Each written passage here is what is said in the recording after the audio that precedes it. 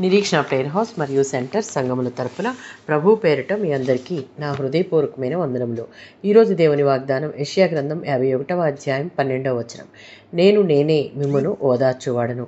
నేనే మిమ్మల్ని ఓదార్చేవాణ్ణి. చనిపోయే మనుషులకు, గడ్డి లాంటి మనుషులకు మీరెందుకు భయపడుతున్నారు? గతించిపోయే మనుషులకు భయపడడం అనేది బుద్ధిహీనతను సూచిస్తుంది.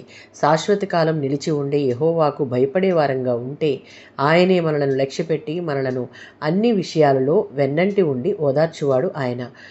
యెషయా గ్రంథం 40వ అధ్యాయం 1-2 వచనాలు మరియు 12వ అధ్యాయం 1-3 వచనాలలో ఆ రోజున అంటే కొమ్మ అంటే అభిషక్తుడు పరిపాలించేందుకు ప్రత్యక్షమైన తరువాత ప్రజలకు చేకూరే ఆదరణను గురించి రాసి ఉంది.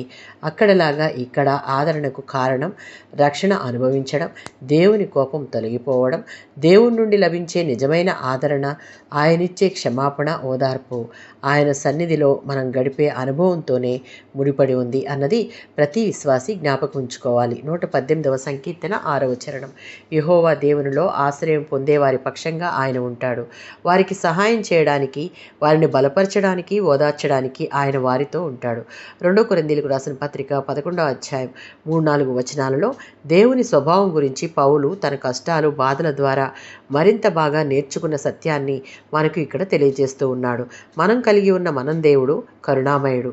ఈ లోకంలో ఎవరూ ఇవ్వలేనటువంటి ఆదరణ లేక ఓదార్పు అన్ని విధాలుగా కలిగించే ఆదరణకర్తగా ఆయన ఉన్నాడు. ఎటువంటి కష్టమైనా ఆయన ఆదరణ ఇస్తాడు. విశ్వాసంగా దాన్ని పొందుకొనుటకు, అనుభవించుటకు దేవుని యొక్క పొందును కోరుకోవాలి.